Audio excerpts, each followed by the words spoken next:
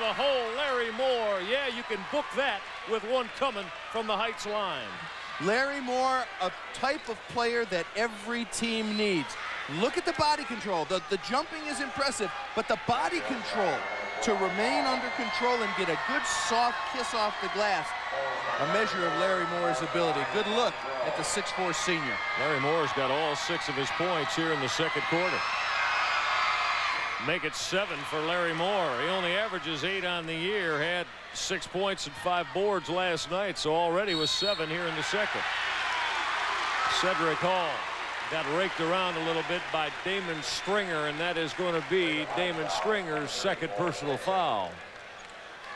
Or did they get Theo Dixon instead? They put up 34 instead of 24, so Theo got hit with a personal foul. They were both there grasping away at Cedric Hall. Scoreboard is now correct.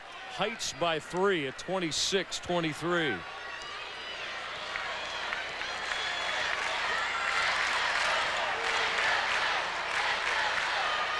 That entry pass from Slade Galloway never got down on the blocks to Josh Olinger. Turnover, Zanesville. Cleveland Heights anticipating the entry pass very well that time. Stringer through traffic, floating, finishing it off. Goal by Damon Stringer. Damon with 8. Lead is now at 5, 28-23. Edwin Young rolled it home. Coast to coast for the All-Stater. Great play by Young. Stringer gonna rise up. Larry Moore skies and drops it down. Anybody gets up like that, Michael, better give you frequent flyer miles, I'll tell you. You talked about Larry Moore with his looks, and if he could finish, he's finished 9 points worth here in the second. Seth Martin, won't drop for him. Larry Moore yanked it off. Heights by 5, minute and 10 now left in the first half of play. 30-25, the Tigers of Cleveland Heights. They're going to win their first state championship under Jim Capoletti. 25 years. Holmes. Apparently he wanted to put the lob up to Keith Allen. I can't believe that Jeremy was firing that 3 toward the hoop.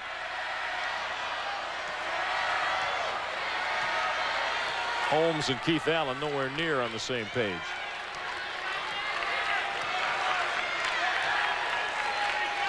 Well, Zanesville pulled it out to end the first quarter, came up empty. Let's see if they take a little bit better care of it this time. They've got 30 seconds to burn, as you could see.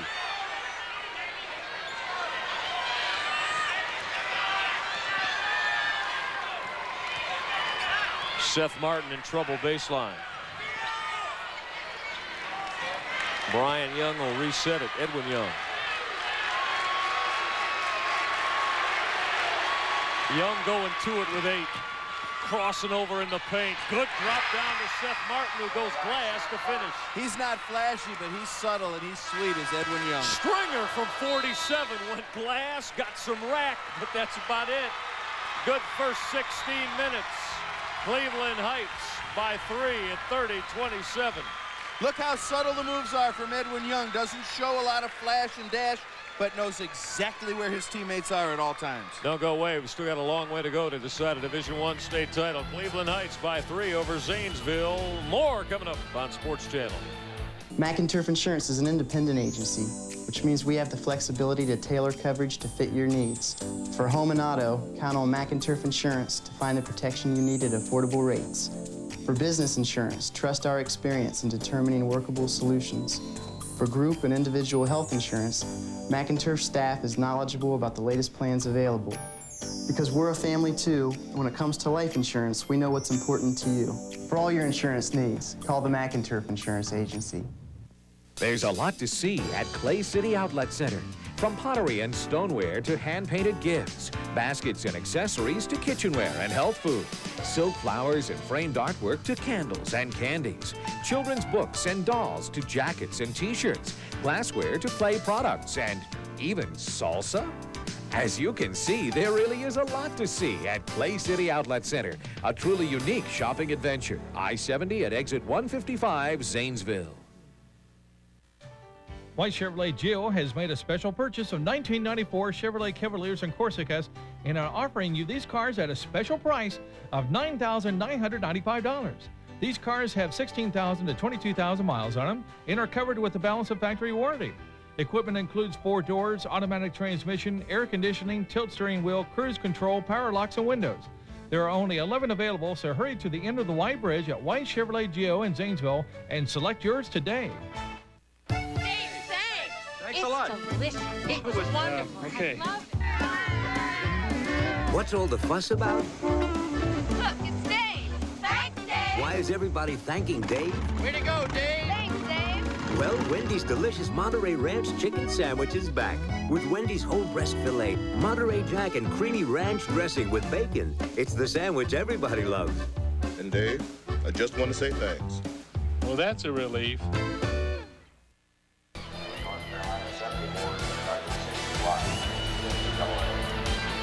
Number 1, Cleveland Heights. Number 3, Zanesville in the state of Ohio going after each other. Early edge, it belongs to Cleveland Heights at 30-27 as we decide a Division I state championship. Nice to have you along. It's our 4th of 4. So we've come at you all day long out of St. John. Michael Regai alongside Bill Needle.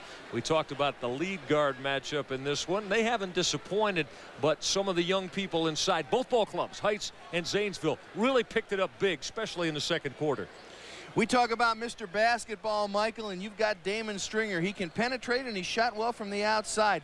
He finds an opening and good body control to swish it through. Damon Stringer, that's the job he's going to have to do for Randy Ayers when he gets to Columbus. I don't think they're going to let him fire away from 25 feet the way they do in high school. Damon Stringer's going to have to penetrate, take a beating, and find the man to dish to when he gets to Columbus. Damon Stringer has 8. He authored 6 of those in the first half. Now, Slade Galloway, we talked about having that deep three-point stroke. He showed it to us here in the first half as he knocked down 3 trays. 3 out of 5 for Slade Galloway. He is their deep threat, and you can see why. Slade Galloway with 11, as Bill said. 9 of those came on triple hits. So you see any decisive advantage early on? Tight basketball game. Heights by 3. You talked about Larry Moore being able to keep itself under control. He'd get a lot of things. Moments after you said that, he went off for a 9-point second quarter. Well, Larry Moore's ability to go to the offensive glass not only highlights his ability, but it also allows Theo Dixon to go to the offensive glass. If there's an edge, it's Cleveland Heights on the offensive boards with second shots. We'll see if that holds up through the final 16 minutes. Don't go away. A lot more conversation coming up at halftime right here on Sports Channel as we decide a Division I state championship. Cleveland Heights by 3 over Zanesville.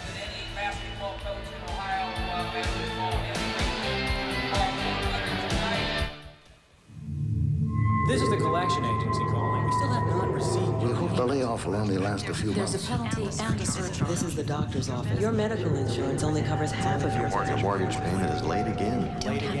Hey, car needs a new transmission. Your checking account is showing a negative balance. There's a discrepancy on your tax return. If you're in over your head financially, call Consumer Credit Counseling Service. We can help you get out. There's Uncle Mo. Quiet, this is a golf course.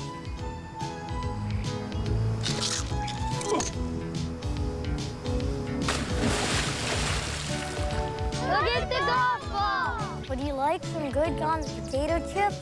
I want my golf ball. Oh, no. Scuba goggles? I'm no swimmer. These Conn's chips really taste great.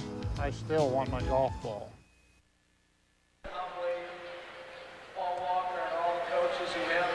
We are at halftime of the boys Division I basketball championships at St. John Arena, and we are joined by Assistant Commissioner of the Ohio High School Athletic Association, Blair Irvin. Mr. Irvin, your responsibility is the divisions, and they change, but they're fascinating. How do you set up the programs that establish the divisions? Well, let me explain first.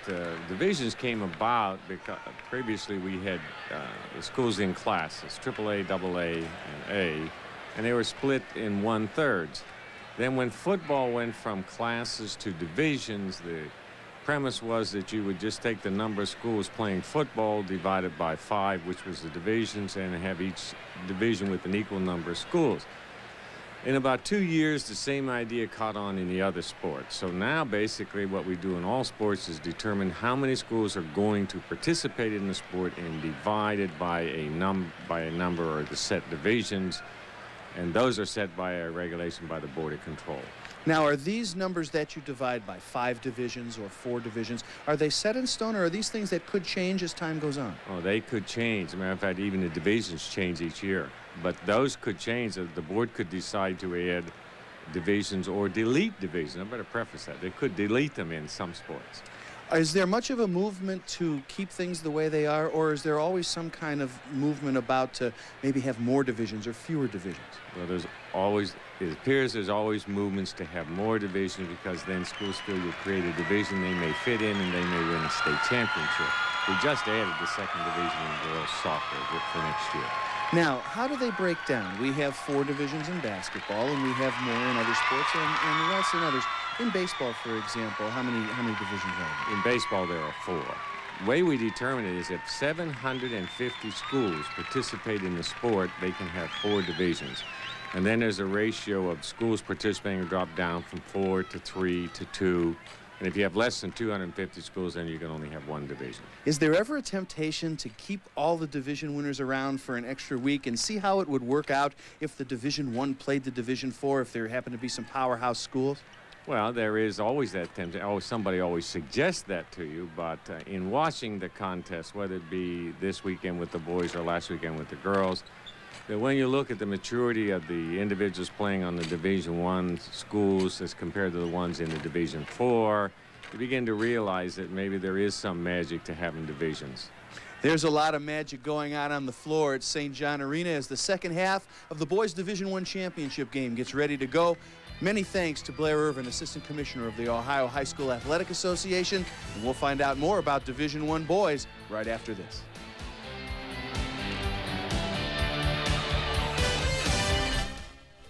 Income tax refunds are on the way, and that means now is the time to make sure your friends hear you coming with a new sound machine from Thunder Bay at Custom Vans of Zanesville. Great looks are important too, and Custom Vans of Zanesville is stocked with truck caps, bug shields, toolboxes, plus all types of ground effects. Choose from names like Orion, Pioneer, MTX Black Gold, plus quality-made bed liners and truck caps. Bring your refund checks for great deals at Custom Vans of Zanesville on Old Falls Road, 1 mile north of Colony Square Mall.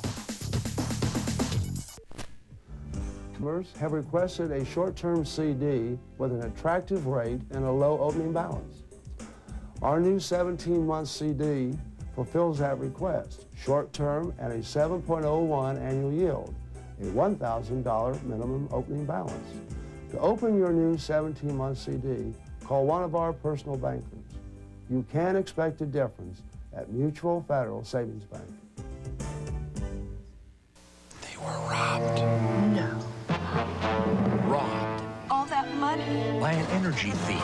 Call the cooling authorities, your carrier dealer. The only one with the weather maker. It'll save you up to 60% on your cooling costs. Another one? Busted. Call your carrier dealer. It'd be a crime to call anyone else. Call Kogo Plumbing and Heating in Cambridge, 432-4363.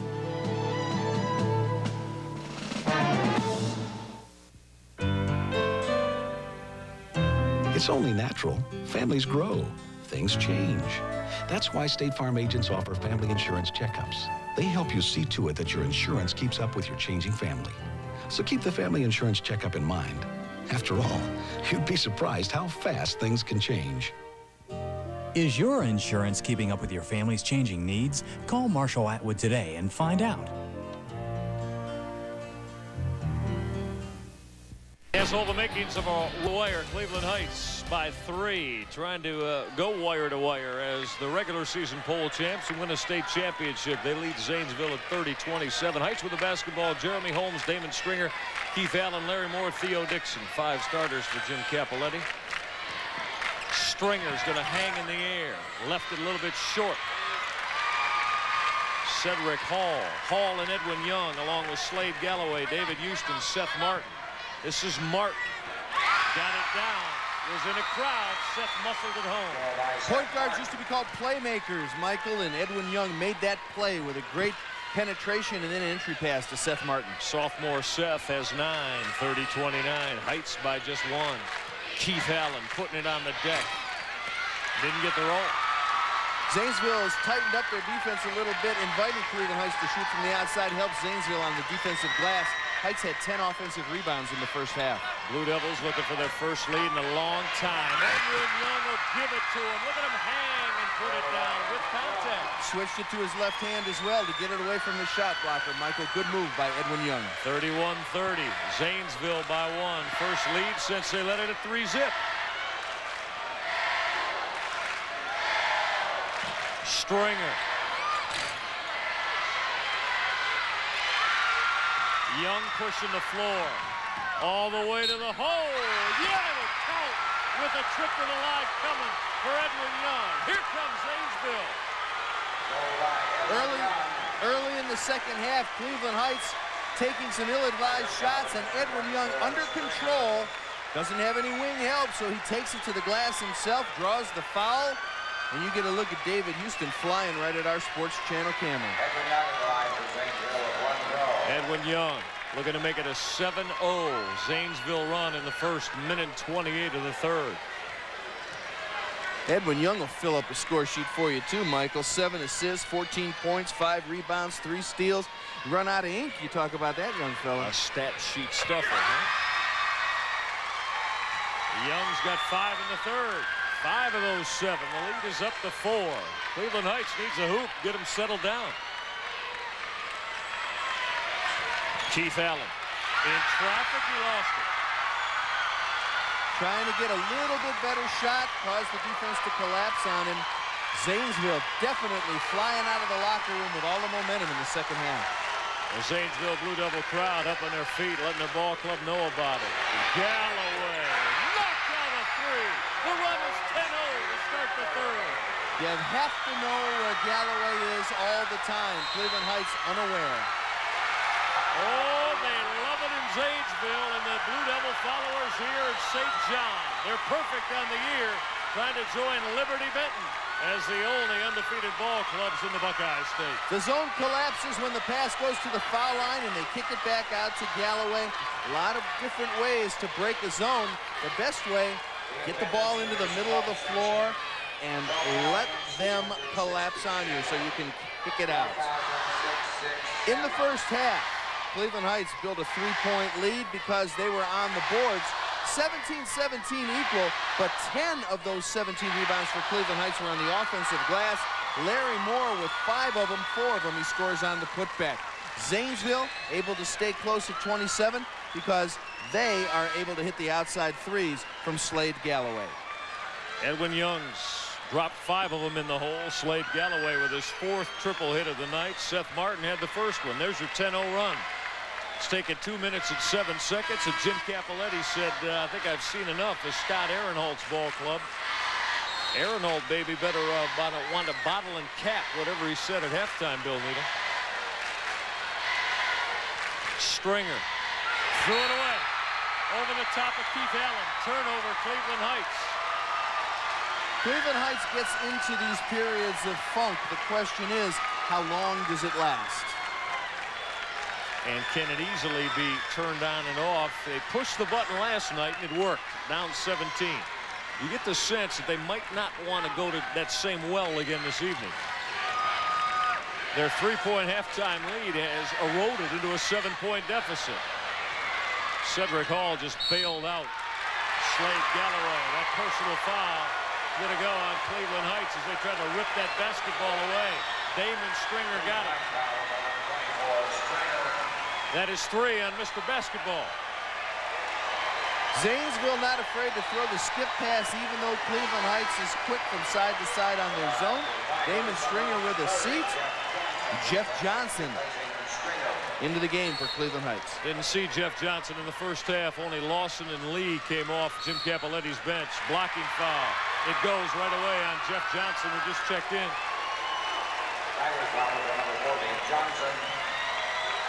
That is the 3rd team foul on Cleveland Heights here in the third. They're scoreless now through 2.5 minutes plus of basketball. Young, terrific dish. Putting it down, David Houston with contact to go to the line. Cleveland Heights' zone gets caught moving, and Zanesville knows exactly where to deliver the pass Terrific ball movement by the Blue Devils. Entry pass by Edwin Young. And the big fella, David Houston, uses his wide body to clear out space in the paint. Beautiful zone attack basketball by the Zanesville Blue Devils. Houston, a 6'6" junior. The run has exploded now, up to 13-0 to start this third quarter of play. Heights up 3, now they're down 10. They desperately need a successful trip.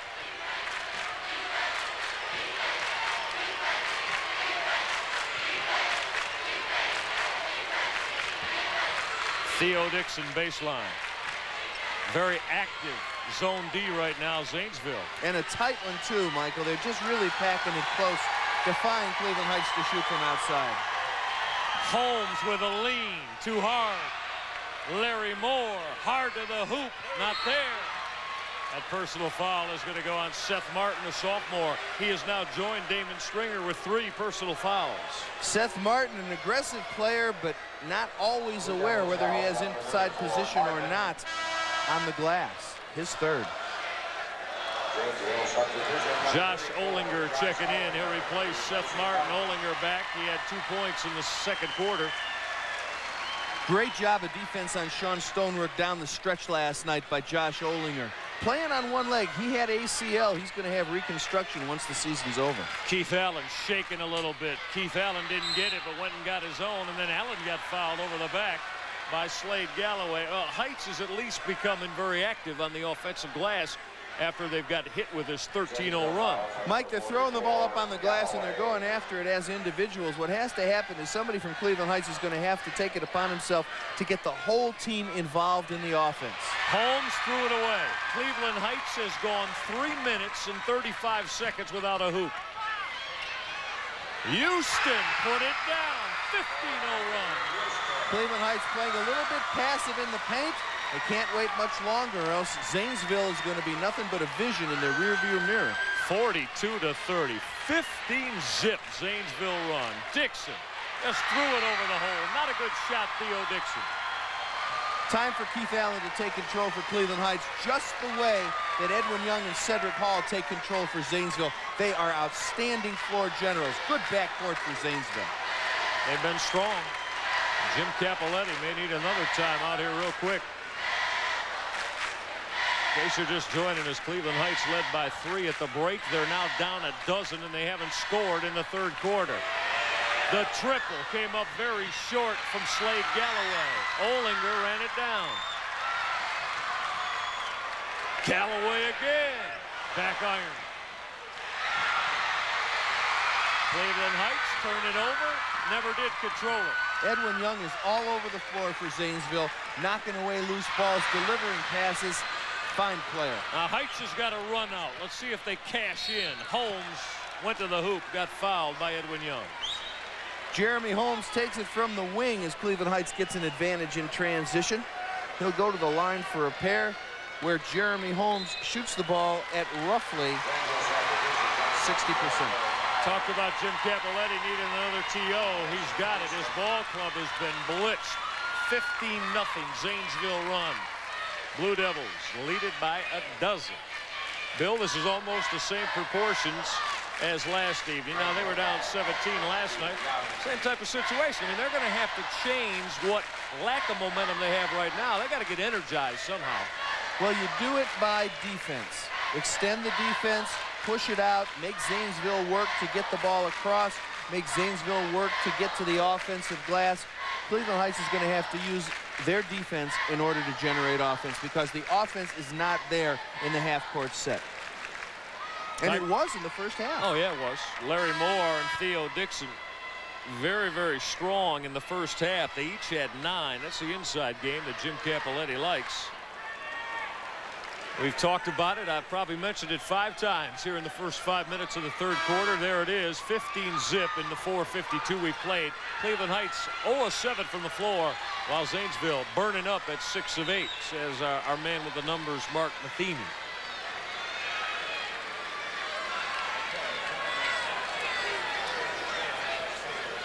Jeremy Holmes going to try to put an end to this blitz that Jim Capoletti has seen his ball club be hit with. That's the way you have to do it, is at the free throw line as well. At least you can get some points back with the clock stopped. But Zanesville is feeling their oats right now, Michael, and they can do whatever they want to do, whether it's in the open floor, whether it's in the half court. Cleveland Heights back on the ropes. They're going to have to do something to reverse that position.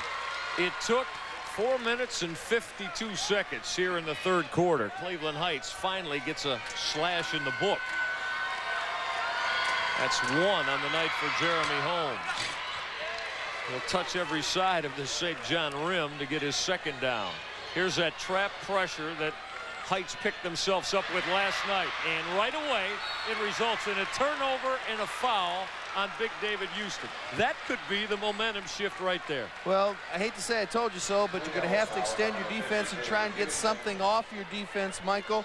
Here you see the ball off of David Houston's hands. Jeremy Holmes quick to get inside, and then David Houston reaches around. Let's see if Heights cashes in here. They're down 10. Damon Stringer, Mr. Basketball, down with 3 personal fouls. Jeremy Holmes with a lean. Battle on the glass. Holmes got his own. Jeremy again, and bury it from 12. Cleveland Heights puts a couple scores together. They're using the trap to try and create something. Zanesville beat it with Cedric Hall, 42-34. Zanesville by 8. Edwin Young's a big guard too, Michael. He's a junior. He's 6'3". I said earlier, he can look things over. He'll go over the top of you and run to the hole like that, but he didn't finish. Larry Moore went up to scrape it, sends Jeremy Holmes away. The baseline run for Heights. Jeff Johnson wouldn't go down. Oh, Jeremy Holmes, terrific play. Edwin Young blew the layup. Never got his feet. Jim Capoletti is furious because the officials have stopped it. Jerry Myers got hit in the face for Zanesville. And again, we saw this earlier in the day. Jim Capoletti a little bit upset because his ball club's running up the floor with an advantage. And because Jerry Myers got hit in the face, they had that extra man as well. But the rules are the rules. You stop the game according to the welfare of the young people. There you see Jerry Myers attended to on the Zanesville bench. Cleveland Heights coming back a little bit. They've cut what once was a 12-point lead to 8. With Jeremy Holmes and Keith Allen now in the backcourt, up to Larry Moore and Theo Dixon to get on the glass and get some second shots the way they did in the first 2 periods. Damon Stringer's been down a long time. Second gun of the night from Jeff Johnson came up shy. Johnson off the bench decided to load one up. Mike, I'm all for balanced scoring, but if you got Keith Allen on your ball club, put the ball in his hands, let him make the rest of you better. He and Dixon haven't seen it a lot here in the third. Seth Martin won't happen for him. We're going to stay Zanesville's way. Last touch, Dixon and Holmes, Cleveland Heights. Watch the execution out of bounds from Zanesville. You can generally tell how well drilled a team is by the way they execute their inbounds plays. Cedric Hall, kick it up top. Galloway spotted up. His triple won't fall. Seth Martin. The triple out of the gun of Josh Olinger will stay with Zanesville. Olinger wasn't shy, fired it up right away from outside the arc. There you see the difference between the way Zanesville scores and the way Cleveland Heights scores. 1 assist means individual play. 11 assists means team play. Zanesville, the benefactor. 8 assists of those 11 belong to the lead guard, Edwin Young, the guy we highlighted for you at the top of the show. Minute 25 left in the third. Zanesville by 8, 42-34. Happier part of it on Sports Channel. Michael Regat, Bill Needle with you courtside at St. John. Cedric Hall bottomed it out, hit the tray. A well-balanced team is Zanesville. They had all 5 starters in double figures in the regional finals, and you can see why. Everybody can score on the ball club. Keith Allen baseline, had it rejected by Seth Martin.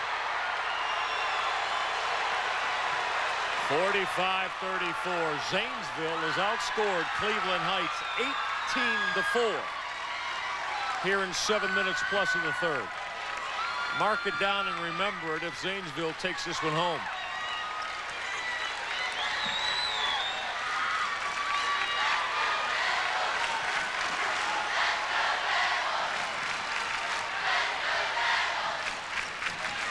Seth Martin hard to the hole. Theo Dixon went up to grab it off. Cleveland Heights looking to get inside that plateau of 10. Jeremy Holmes went hard to the hoop, drew the personal foul as he made his way to the hole. Call it on the floor. That's only the 15th foul this half for Zanesville. Good look there at Cedric Hall. He's a junior. Take a look at Cedric Hall. Call it on the, no, I called it on the shot. Cedric Hall got hit with that personal foul, so Jeremy Holmes